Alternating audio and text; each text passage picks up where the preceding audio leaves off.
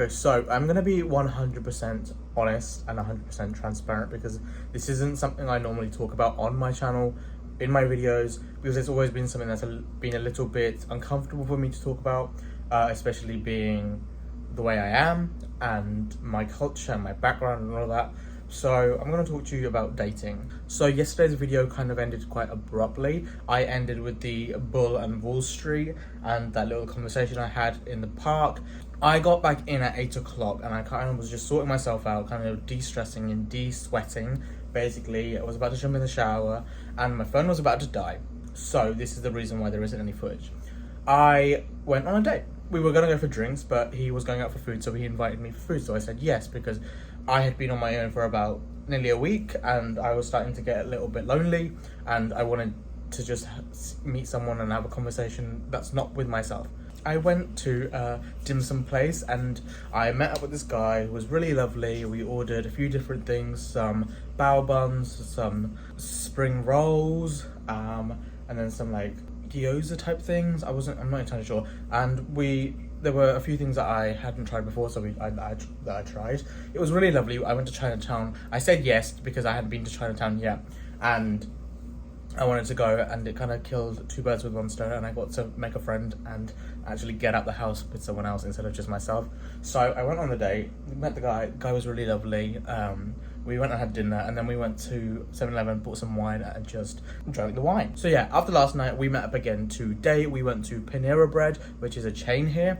So for lunch, we went there, and I ordered a chicken avocado club thing with mac and cheese, broccoli mac and cheese, and a pear hibiscus iced tea. Really good. It was about £14, £15. Wasn't too bad.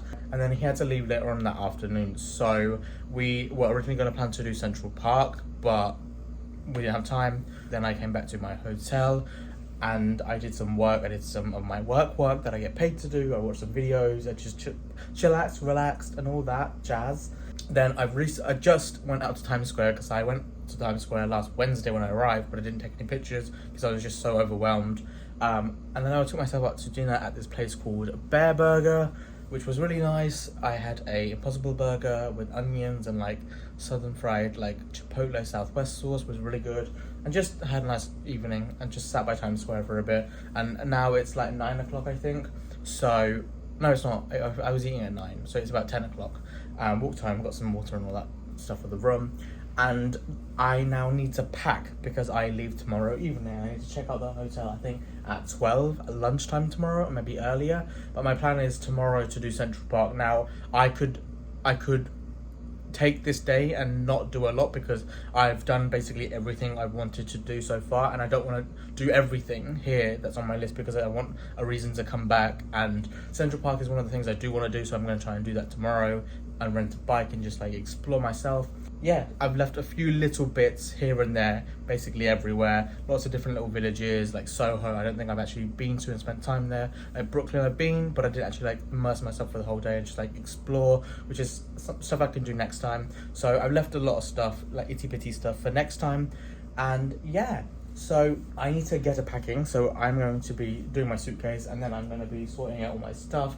I've done a pretty good job of not unpacking. I'm so glad I did unpack when I first mentioned that I would, and put everything away, because it's going to be easier just to put everything away. Now, I'm going to try and keep one outfit out so I can wear it tomorrow and then wear it at the airport, so it's less faff. I need to reorganize everything, make sure I put all the rubbish in the bin. So it's just going to be a bit of an admin organization sort of evening, and then I'm going to chill, watch the rest of Turning Bread, and then I'm going to go to bed because I'm knackered. I'm knackeroonied. I've done, I think, over 1,000 steps. 1,000? 100,000 steps this week so far. But I wanted to touch upon the date thing because I've never really talked about it because I've always felt uncomfortable, because being gay and being Indian has always been quite a situation in my household. Not really a problem. I don't know if it's been a problem because people don't vocalize it if it is.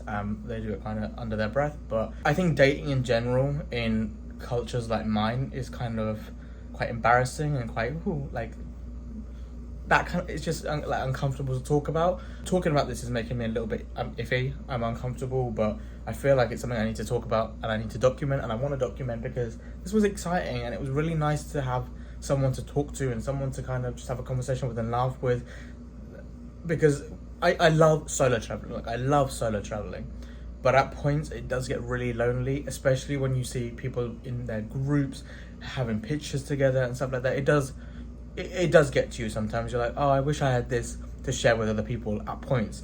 But in the most part, I think 99% of the time, I really enjoy being on my own, and I don't mind eating out and stuff. But I think I got to a wobbly point the other day where I was just feeling a little bit lonely. I was out all the time and I was busy and I was distracted, but then I was coming to the end of all my plans and I started to realize that I didn't actually have much left to fill the days with. So yeah, I was kind of dwelling, and I'm really happy that I got to do that. And I've never been on a date, so this was my first date, I guess, and it was really fun. I really enjoyed myself. I wanted to explain that, and I wanted to document that because I was gonna exclude it from this. Again, I'm not gonna go into detail because it's still a little bit uncomfortable for me to talk about. I'm trying, but that's all I'm gonna say for now, really. But I had a really good time. I'm really giddy. I'm really happy. But yeah, I had a really good time, and I'm really content. And I'm a little bit sad now that he's left and I'm on my own again, because I kind of really needed someone to kind of be here. And I didn't realize how much I needed some other human interaction until now. So yeah, tomorrow's plan is to go to Central Park and mooch around for a couple of hours, and just like see some sights, maybe have some lunch in the park, and then I'm gonna come back to my hotel, pick up my bags, and then head to the airport. And that will be the end of my New York trip. Now that's been 3 years, 2.5, 3 years in the making, which is overwhelming, which is scary. New York's been a dream. Honestly, it's been one of the best holidays I've had. It's just been a fun old romp, and I've been a tit, and I've loved every second of it. And the craziness and the hecticness and everything you see in the media and everything you see like in films and everything, New York is just like that. And it's not as beautiful and angelic as the movies and stuff makes you think.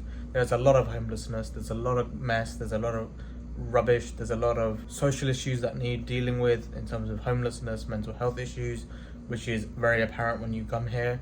You really see the divide between the rich and the richest of the rich and the poorest of the poor, and it's really actually very harrowing. So it's been quite eye-opening as well. In my mind, I still love New York, and I love it, and I'd live here if I could, but I don't have this glossy, lovely image of it anymore because I've seen what it's really like, and it's still sick, and I love it to pieces, but it's a lot like London. There's a whole disparity between the rich, and the poor, and it's just another city. It feels like an urban jungle. It is an urban jungle, and it's mad. There's so much to do. There's always things happening, always things going on, so much diversity, and I've fallen in love with it. The whole date thing is something that I wanted to explain, but it was important to me because I've found it very hard in the gay community to date, especially being brown, because there is a lot of racism, and a lot of people will deny it, but there is. You can't rule a whole group of people out based on preference. It doesn't work like that.